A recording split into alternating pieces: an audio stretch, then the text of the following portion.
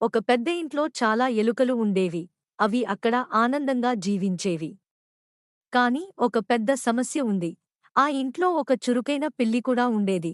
ఆ పిల్లి ఎప్పుడూ ఎలుకలను పట్టుకునేందుకు చూస్తూ ఉండేది.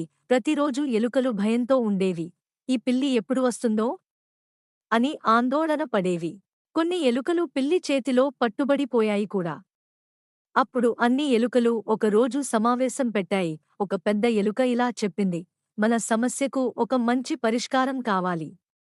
మరొక తెలివైన ఎలుక ఒక ఐడియా చెప్పింది: పిల్లి మెడలో ఒక గంట కడితే అది ఎక్కడికి వచ్చినా మనకు ముందే తెలుస్తుంది. అన్ని ఎలుకలు ఆనందంతో అరిచాయి: వావ్!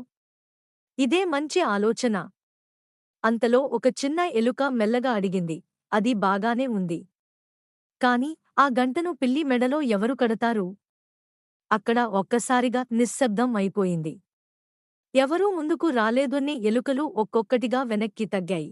అది ప్రమాదకరం.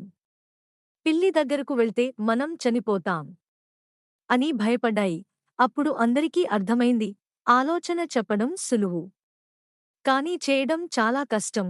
ఆ రోజునుంచి ఎలుకలు మరింత జాగ్రత్తగా ఉండటం నేర్చుకున్నాయి. పిల్లి దగ్గరికి వెళ్లకుండా దూరంగా ఉండటం ప్రారంభించాయి. నీతి, మోరల్: చెప్పడం సులువు, చేయడం కష్టం. ప్లాన్ ఉండటం సరిపోదు, దాన్ని అమలు చేయగలగాలి. పిల్లలు, కథ నచ్చితే లైక్ చేయండి, మా ఛానల్ను సబ్స్క్రైబ్ చేయండి. మరిన్ని సరదా కథలు త్వరలో.